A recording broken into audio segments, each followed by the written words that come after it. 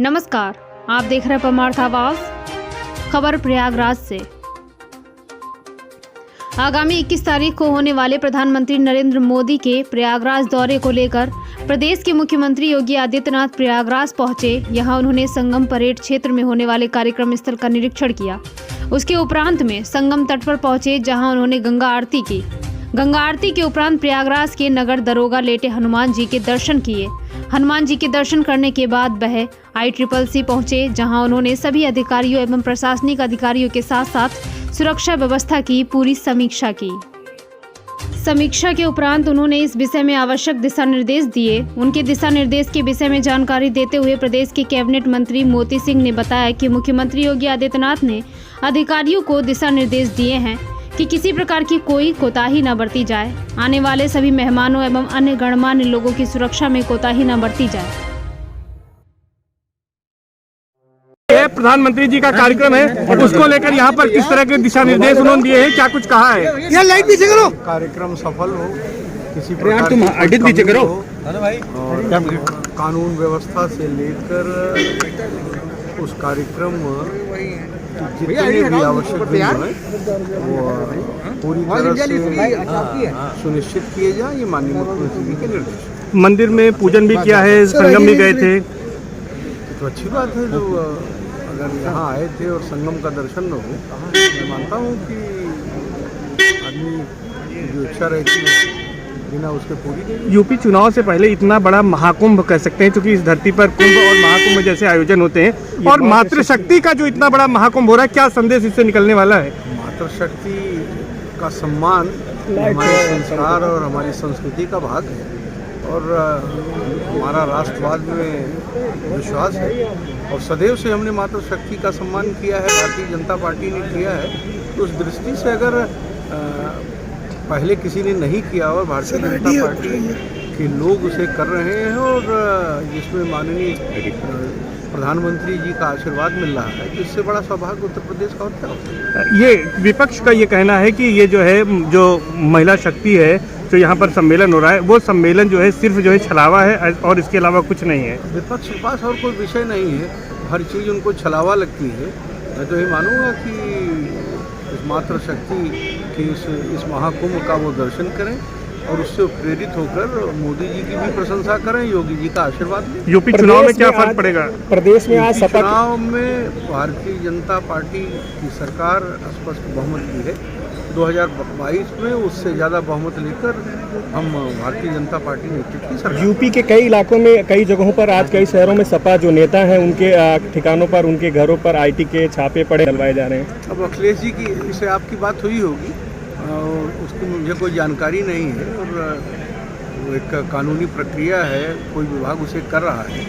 उसमें अखिलेश जी कोई अगर अन्यथा टिप्पणी करते हैं, मैं मानता हूँ कि उत्तर प्रदेश के 5 वर्ष मुख्यमंत्री रहे, जिम्मेदार राजनेता रहे, इस तरह की टिप्पणी उन्हें नहीं करनी चाहिए। चुनाव से पहले इस तरीके से कहा कि कुछ चीज़ें ऐसी हैं जो प्रक्रिया के अंतर्गत आती है, उससे चुनाव का क्या लेना देना है। अगर कोई चीज़ कहीं इवेजन है, कहीं आर्थिक अपराध संबंधित विभाग को दिखता है, तो उनका काम है इन्फोर्स करना। इन्फोर्समेंट किया होगा उन्होंने, जो सही होगा वो कार्रवाई करें।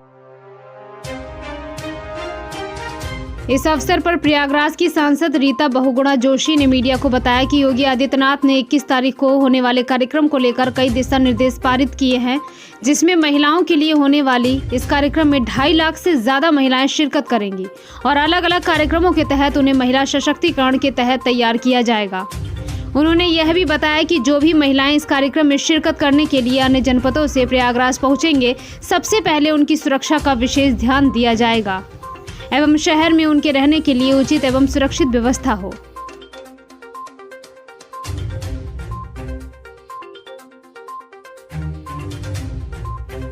दिन की रिपोर्ट लेकर लोगों को 3 दिन से ज़्यादा नहीं, अंदर की रिपोर्ट लेकर आना पड़ेगा। जगह जगह कोरोना टेस्टिंग भी होगी, अगर आवश्यकता पड़ेगी तो बहुत ध्यान दिया जाएगा। 2 हॉस्पिटल्स बनाए जा रहे हैं, कई हमारे जो है वो चेक जो CHC जैसा होता है, एक PHC जैसा PHCs भी बनाई जाएंगी जगह जगह पे, अलग अलग सेक्टर्स में पानी पीने की व्यवस्था।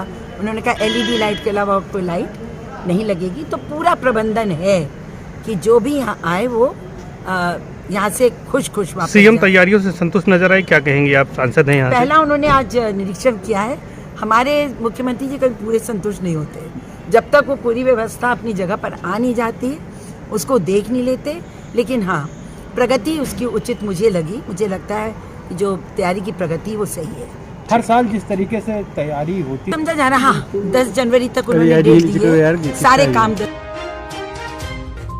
इस बार इस कार्यक्रम की सबसे अनोखी बात यह होगी क्योंकि यह महिला सशक्तिकरण एवं महिलाओं के लिए निर्दिष्ट किया गया हुआ कार्यक्रम है, इसलिए इस कार्यक्रम की सुरक्षा व्यवस्था महिला पुलिस फोर्स के द्वारा सुनिश्चित की जाए, जिसमें महिला आरक्षी के अलावा एनसीसी की महिला कैडेट्स और भारतीय जनता पार्टी के विभिन्न मोर्चों में कार्यरत महिला कार्यकर्ताओं को जिम्मेदारी दी जाएगी।